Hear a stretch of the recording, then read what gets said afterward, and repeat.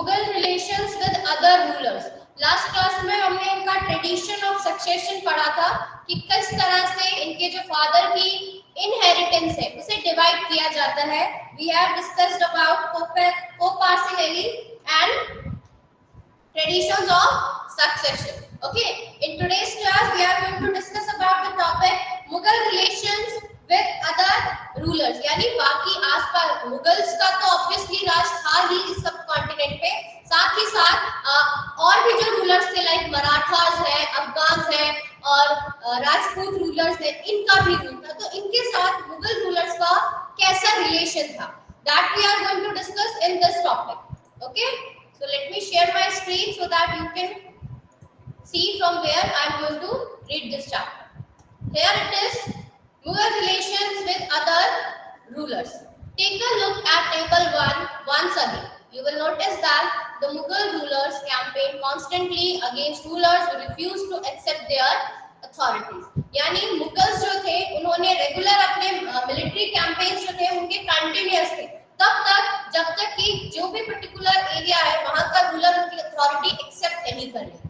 ठीक है, जब तक वो एक्सेप्ट नहीं करेगा तब तक दे विल डिक्लेयर वॉर, तब तक वो उनसे लड़ाई करेंगे, उनके मिलिट्री कैंपेन्स चलते रहेंगे। But as the Mughals became powerful many other rulers also joined them voluntarily. Now what happens, जैसे जैसे बाकी रूलर्स को ये एहसास हुआ, उन्हें पता चला कि Mughals are now very powerful, they have captured almost all the area of the subcontinent, वैसे ही उन्होंने क्या किया, पीसफुली उनकी जो अथॉरिटी है वो एक्सेप्ट कर ली। कुछ रूलर्स ने मतलब सरेंडर कर दिया कि ठीक है हम आपसे वॉर नहीं करना चाहते हैं, we will accept your authority. Okay, the Rajputs are a good example of this. Many of them married their daughters into Mughal families and received high positions, but many resisted as well.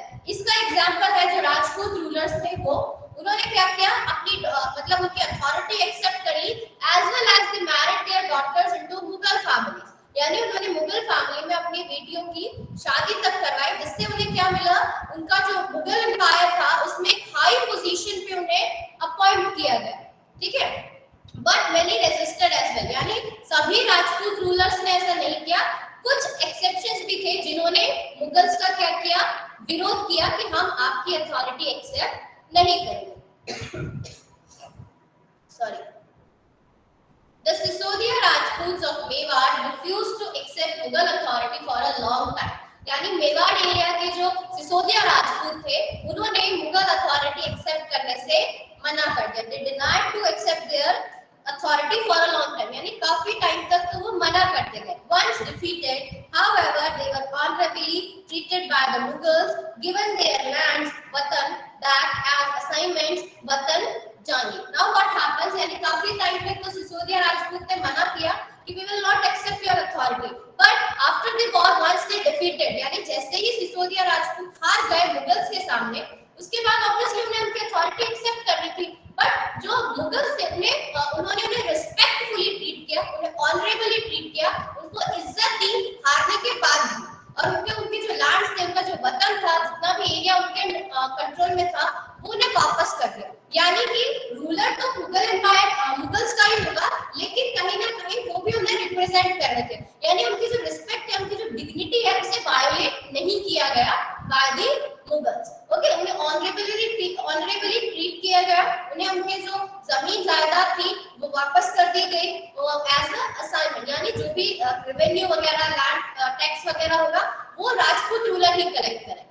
Okay, यानी last में जो दिल्ली सुल्तान में हमने पढ़ा या Mughal empire के और भी सारे रूलर्स के बारे में हमने पढ़ा, वो क्या करते थे, उनसे उनकी सारी चीजें, सारी जो भी वेलफेयर होता था उनके पास सब लूट के ले जाते थे, लेकिन मुगल्स ने ऐसा नहीं किया, वो सबको बहुत ही रिस्पेक्टफुली और डिग्निटी के साथ उन्हें ट्रीट करते थे।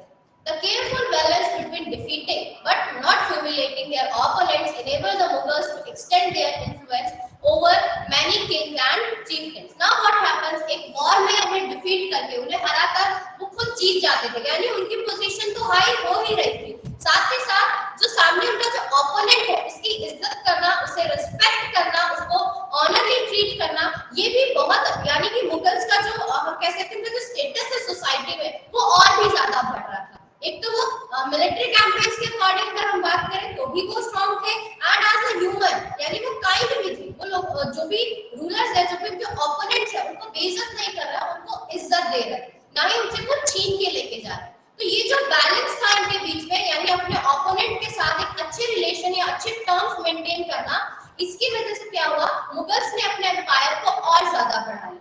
ठीक है, ऑब्वियसली वो पावरफुल तो थे ही, तभी काफी रूलर्स ने उनकी अथॉरिटी ऐसे ही एक्सेप्ट करी, और जिन्होंने नहीं की उनके साथ वॉर करके उनसे उनकी अथॉरिटी एक्सेप्ट करवाई गई, but in a very fair manner, बहुत ही अच्छे तरीके से।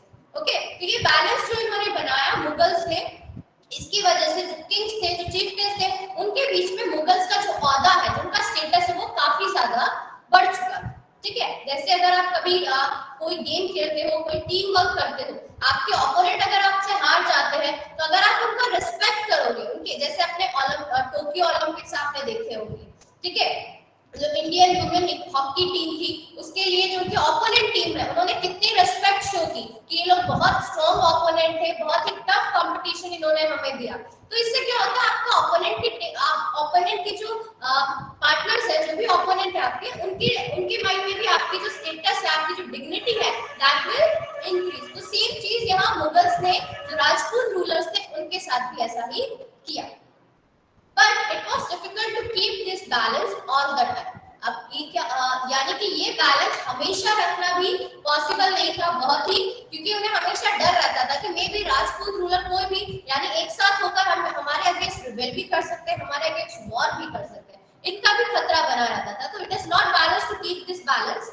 Look at table 1 again. Note that Aurangzeb insulted Shivaji when he came to accept Mughal authority. What was the consequences of this insult?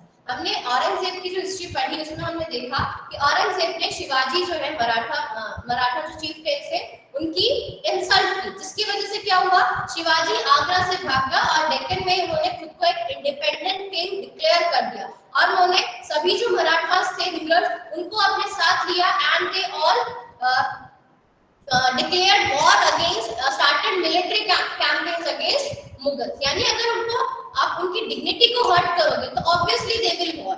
ठीक है, वो आपसे लड़ेंगे जरूर, चाहे वो हार ही जाए, चाहे वो वीक ही क्यों ना हो, लेकिन अपनी डिग्निटी को, अपने रिस्पेक्ट को कोई डाउन नहीं होने देगा। तो ये एक एग्जांपल था औरंगजेब और शिवाजी का, जिसे आप देख सकते हैं। Now coming to next topic, mansabdar and jagirdar. This is very important, so read it carefully.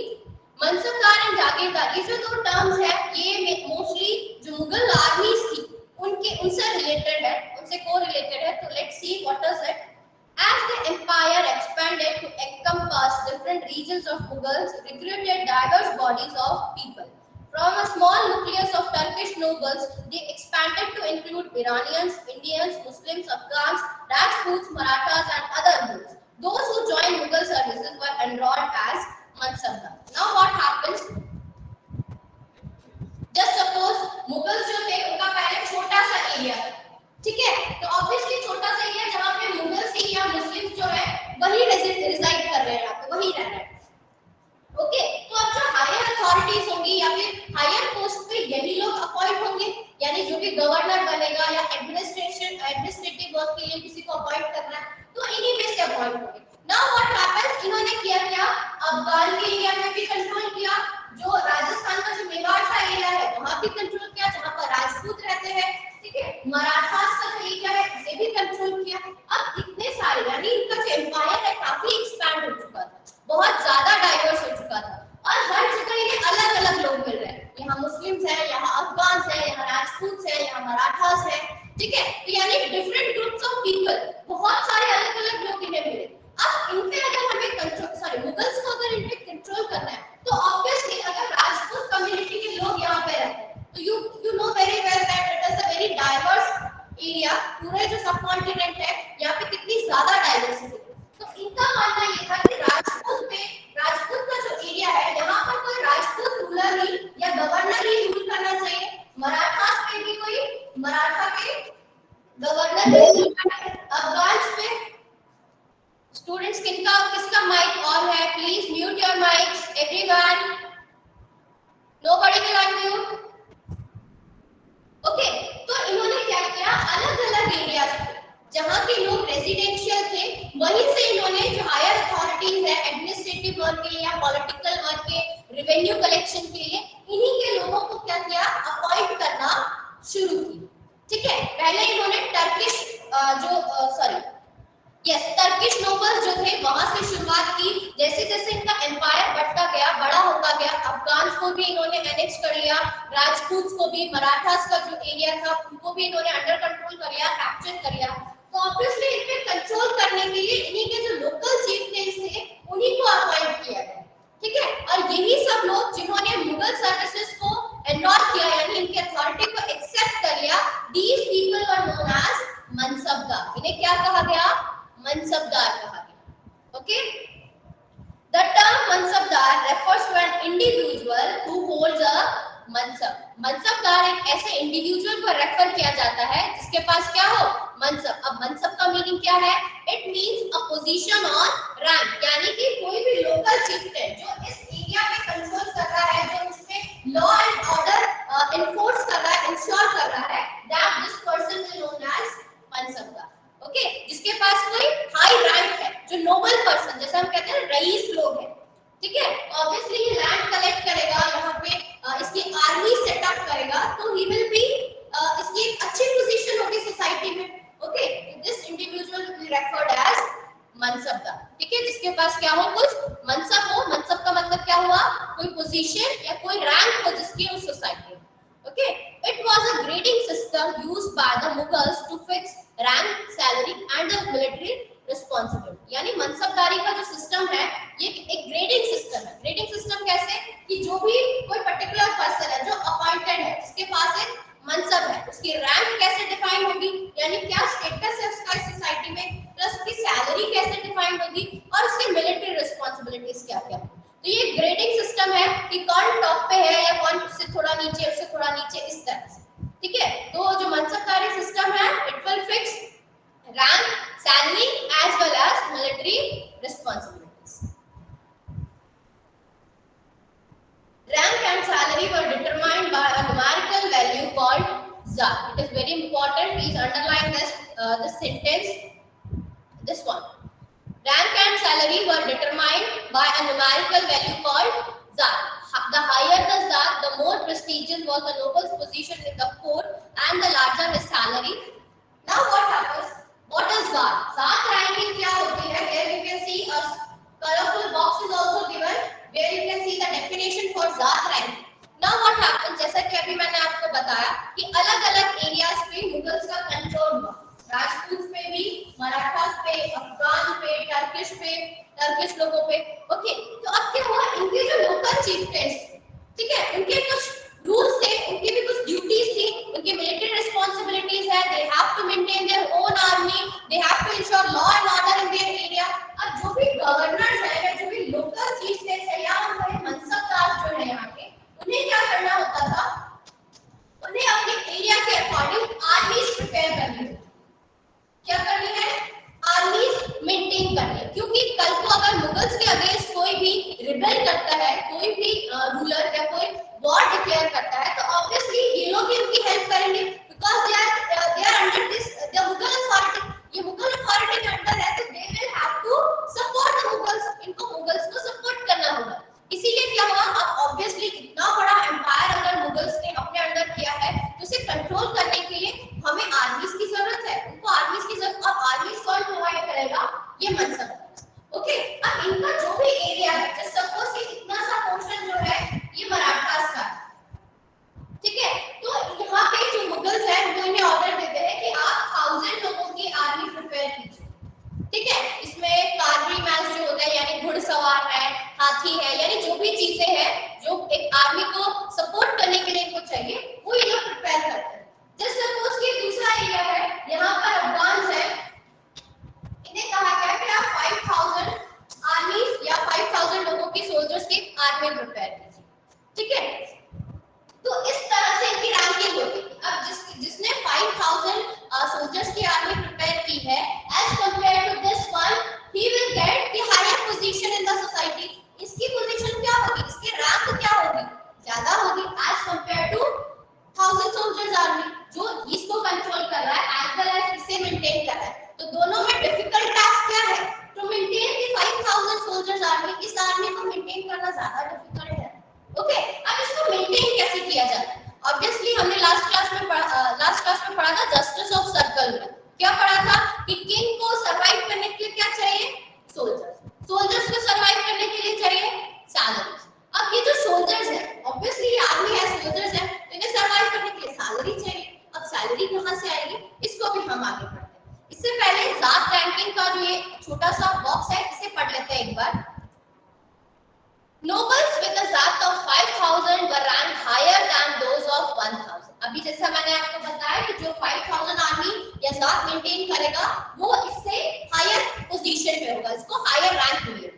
In Akbar's region there were 29 mansabdars with a rank of 5,000 Zat. By Aurangzeb's region the number of mansabdar has increased to 79। एक comparison किया गया है अकबर और औरंगजेब के reach में कि अकबर के reach में सिर्फ 29 मनसबदार थे, जबकि औरंगजेब के टाइम में कितने हुए? ये इंक्रीज होकर 79 हो गए। Would this have mean more expenditure for the state? Yes, obviously आप जितनी बड़ी आर्मी रखोगे उसका एक्सपेंडिचर किसी भी स्टेट का उतना ही ज्यादा आएगा। क्यों आएगा इसको अभी हम बाद में डिस्कस करेंगे।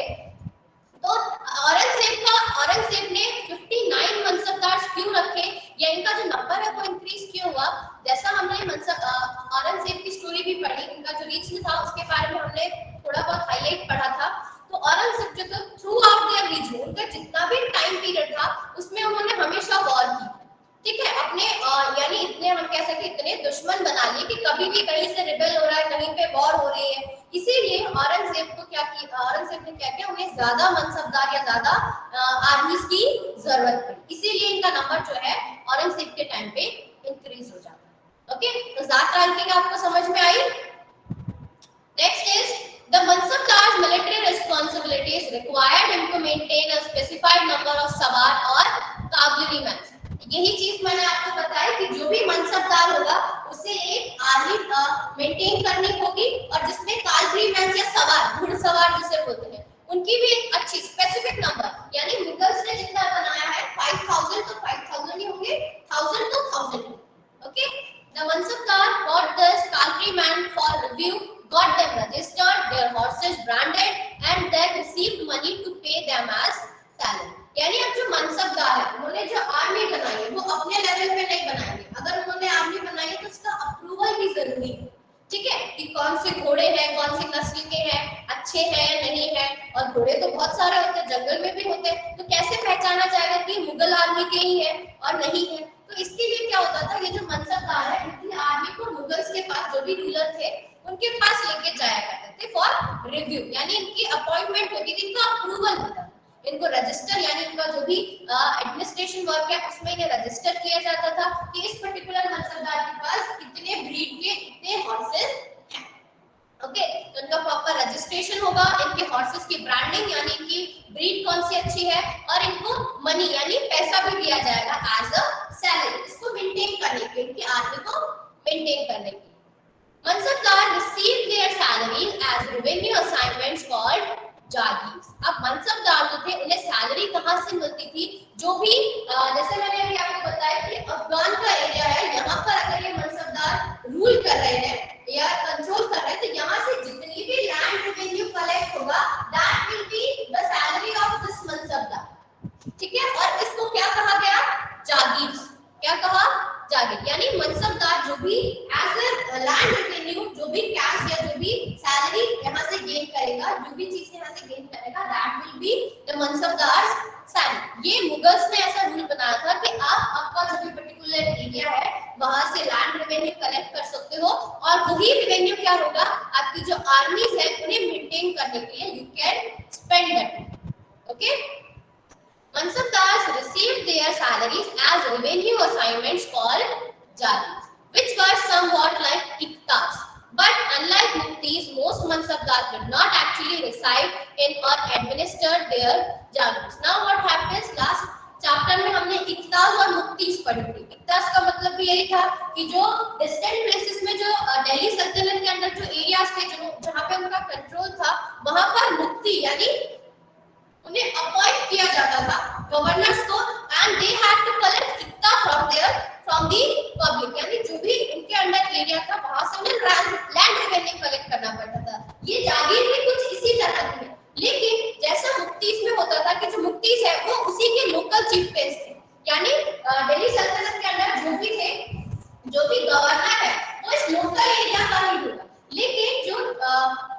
मनसबदार है तो ऐसा कंपल्सरी नहीं था कि वो यहाँ के रेसाइड हो यानी यहाँ के रेजिडेंशियल हो, इट वाज नॉट कंपल्सरी। यहाँ का एडमिनिस्ट्रेशन वर्क भी हमें देखना पड़े, या जो मनसबदार है वो एक्चुअली वहाँ पर रहते नहीं थे, ठीक है।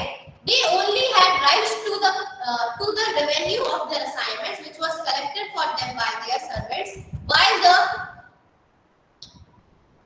mansabdars themselves served in some other parts of the country। यानी मनसबदार जो है वो यहाँ पर किसी पर्टिकुलर एरिया में रहेंगे ऐसा कंपल्सरी नहीं था। सिर्फ मनसबदार की ड्यूटी ये थी, उनका काम ये था कि इस एरिया से वो रेवेन्यू कलेक्ट करना, और रेवेन्यू भी वो डायरेक्टली कलेक्ट नहीं करते थे। इन मनसबदार के जो सर्वेंट्स हैं, जो भी नौकर चाकर होंगे, वो यहाँ से रेवेन्यू कलेक्ट करके लाते थे, जबकि मनसबदार जो है वो किसी और एरिया में, कंट्री के किसी और पार्ट में रह रहे हैं, वहां पर अपनी सर्विसेज दे रहे। तो ये डिफरेंस था मुफ्तीज में और मनसबदार में, तो इसको ध्यान में रखेंगे सभी बच्चे।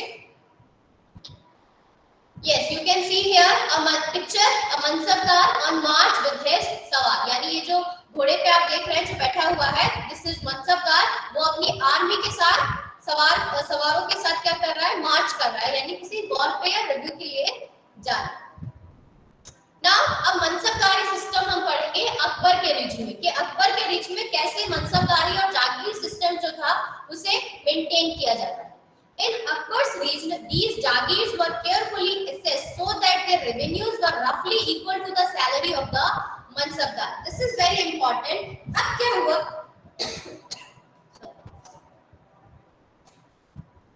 अब ये हुआ कि जैसे किसी भी मनसबदार को कहा गया कि आप 5000 की सोल्जर्स की आर्मी प्रिपेयर करो, ठीक है। जैसे सपोज ये एरिया है जहाँ पे 5000 की आर्मी प्रिपेयर करने की मेंटेन करने के लिए कहा गया है, और ये एरिया है जहाँ पे 1000 आर्मीज को 1000 नंबर ऑफ सोल्जर्स को मेंटेन करने के लिए कहा गया। तो यहाँ के जो मनसबदार है, अगर आप एरिया वाइज देखो, अब आपको पता है कि इनको सैलरी भी देनी है, इनको खाना भी देना है, इनकी जो भी रिसोर्सेज है, जो भी नीड्स है, वो कैसे फुलफिल होंगी, by the revenues collected from this area.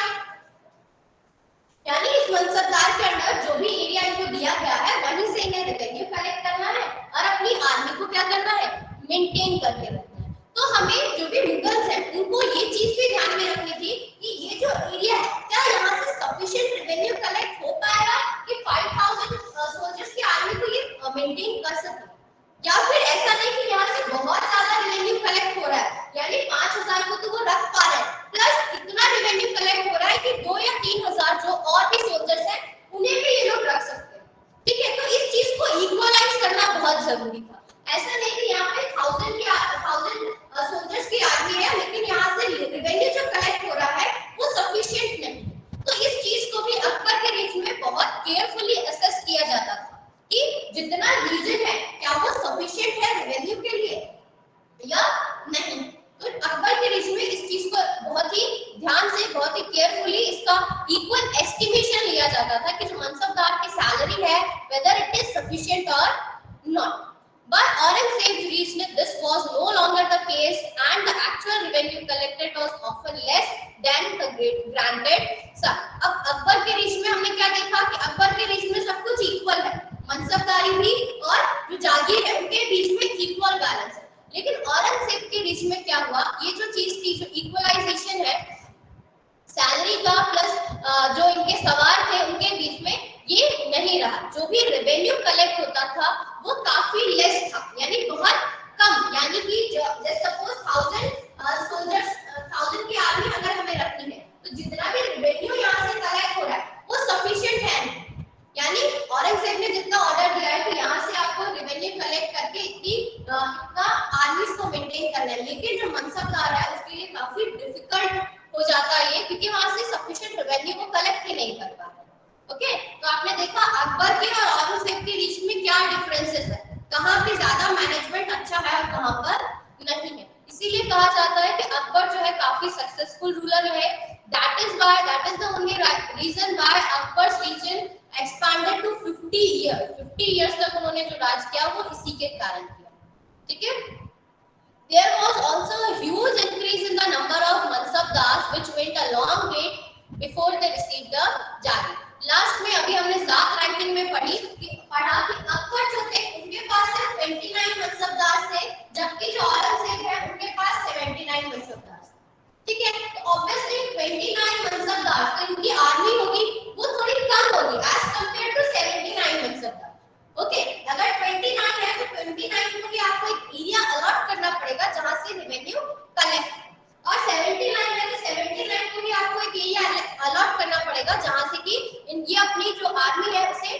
Maintain कर सके। लेकिन यहाँ पर क्या हुआ, इनको बहुत ज्यादा वेट करना पड़ता था। यानी जो भी मनसबदार है वो अपनी आर्मी खुद के पैसों से कंट्रोल कर रहे हैं, मेंटेन कर रहे हैं, लेकिन ये लोग वेट करते थे कि कब हमें कोई एरिया अलॉट होगा जहां से हम रेवेन्यू कलेक्ट कर सकें। ठीक है, यानी औरंगजेब के रीज में क्या हुआ, ये जो पूरा मनसबदारी और जागीरदार का सिस्टम है ये इम्बैलेंस हो चुका था। ठीक है, These and other factors created a shortage in the number of जागीर। इसकी वजह से क्या हुआ कि औरंगजेब के रीजन तक क्या हुआ, जो जागीर है उनके अंदर शॉर्टेज आने लगी, यानी जो सैलरीज है वो कम कलेक्ट होने लगी, लोगों के पास इतना पैसा ही नहीं था कि वो रेवेन्यू दे पाए। इतनी बड़ी आर्मी, यानी इतने बड़े मनसबदार, इतने सारे मनसबदार, यानी कि जितने मनसबदार ज्यादा होंगे उतनी आर्मी ज्यादा होगी, और जितनी आर्मी ज्यादा होंगी रेवेन्यू कलेक्ट उनसे भी ज्यादा ही किया जाएगा, क्योंकि इनको तो एट लास्ट अपना मोटिव पूरा करना है, इन्हें अपनी आर्मी मेंटेन करनी है। Okay, as a result many jagirdars tried to extract as much revenue as possible while they had a job। यानी इसीलिए इसका रिजल्ट क्या हुआ, जो जागीरदार थे उन्होंने क्या किया, लोगों से ज्यादा रेवेन्यू कलेक्ट करना शुरू किया, फोर्सफुली उनसे रेवेन्यू कलेक्ट किया गया, यानी जितना डिफाइंड था कि आप इतना ही रेवेन्यू यहाँ से कलेक्ट करेंगे, उससे भी ज्यादा उन्होंने लोगों से क्या किया, रेवेन्यू कलेक्ट करना शुरू किया। Aurangzeb was unable to control these development in the last year of his reign and the peasantry therefore suffered tremendously। यानी जो औरंगजेब है उनके जो लास्ट इयर्स थे उसमें उन्होंने इस डेवलपमेंट को वो कंट्रोल नहीं कर पाए, यानी ये जो मारामारी हम कह सकते हैं यहाँ पे हो रही थी, maintaining the 79 mansabdar, it is a very much difficult task, जिसके लिए इन्होंने रेवेन्यू रेट्स हाई कर दिए, ज्यादा रेवेन्यू कलेक्ट करना शुरू किया, और जिसकी वजह से क्या हुआ, पीजेंट्री सफर्ड ट्रेमेंडियसली, यानी जो छोटे छोटे जो पीजेंट्स थे उनको बहुत ज्यादा सफर करना पड़ा। अब वो बेचारे अपना तो जो उनका लिमिटेड टैक्स था उसको भी पे करने में काफी मुश्किल होती थी, तो सोचो ज्यादा, यानी उससे भी ज्यादा अगर उनमें टैक्स लगेगा तो जो पीजेंट्स है ऑब्वियसली उन्हीं को सफर करना पड़ेगा। जैसा कि हमने जस्टिस ऑफ सर्कल में पढ़ा था कि इनडायरेक्टली जो किंग है, किंग की मेंटेनेंस है या किंग के जो शौक है, जो भी चीजें हैं, उनका जो राजपाट है उसे मेंटेन करने के लिए रेवेन्यू कहां से कलेक्ट होगा, पीजेंट्स। ठीक है, और पीजेंट्स खुश होंगे तो वो रेवेन्यू देंगे, लेकिन अब जब पीजेंट्स ही बेचारे दुखी हैं तो रेवेन्यू कहां से आएगा। तो इन सब चीजों के बीच में क्या हुआ, सबसे ज्यादा हम कह सकते हैं जो बुरी तरह पिस गए जो लोग, वो कौन थे, पीजेंट्स, यानी किसान। ठीक है, here you can see the figure 6 details from a miniature from Shah Jahan's region depicting corruption in his father's administration। यानी शाहजहां के राज में क्या हुआ, करप्शन का एक सीन दिखाया गया है इस पिक्चर में। A corrupt officer receiving a bribe and a tax collector punishing poor peasant. यानी एक जो करप्ट ऑफिसर है वो क्या कर रहा है, ब्राइब यानी रिश्वत ले रहा है। ठीक है, और बेचारा जो टैक्स कलेक्टर है वो किसको पीट रहा है, रेवेन्यू के लिए, इन गरीब किसानों को पीट रहा है। ठीक है, तो इसीलिए सबसे ज्यादा इन सब चीजों में किसने सफर किया है, पीजेंट्स जो थे उन्होंने सफर किया। जो छोटे छोटे किसान थे जिनके पास खुद का भी लैंड नहीं होता था, वो जो हम कह सकते हैं, आपको पता है कि इंडियन सोसाइटी को 4 वर्ण में डिवाइड किया गया था, ब्राह्मण्स में, और तो जो ब्राह्मण थे उनके पास लैंड होता था, उनके पास जमीन होती थी, लेकिन वो खेती खुद नहीं करते थे। उनके जो जमीन है उसमें खेती कौन कर रहा है, जो दलित है, जो लोअर कास्ट के लोग हैं, जिनको विलेज के बाहर रखा जाता था, वो लोग आके उनपे क्या करते थे, खेती करते थे। और इतने बड़े पोर्शन पे उनका जो भी लैंड है उनमें से जो भी वो खेती करके पूरे दिन रात मजदूरी कर रहे हैं, फिर भी उन्हें क्या मिलता है, कुछ भी, मतलब बहुत कम पोर्शन मिलता है उनकी मेहनत का। यानी मान लो कि अगर 100 बोरी अगर अनाज हुआ है तो उसमें से 1 बोरी अनाज तो एज अ टैक्स चला जाए, लेकिन जो पीजेंट्स है उनको 1 की आधी बोरी भी नहीं मिलती थी। और जो चीफेस्ट थे, जो ब्राह्मण थे, ये कह देते थे कि आपका पोर्शन हमने टैक्स में दे दिया, टैक्स इतना ज्यादा पे किया। इसी वजह से जो दलित थे वो हमेशा नीचे ही रहे, उनका स्टेटस कभी बढ़ नहीं पाया, और जो चीफ प्रिंस थे वो और ज्यादा प्रॉस्पेरस होते थे। Okay, now coming to the next topic, zabt and zamindar. Zamindar के बारे में आपने सुना होगा। Okay, this topic is little bit bigger, so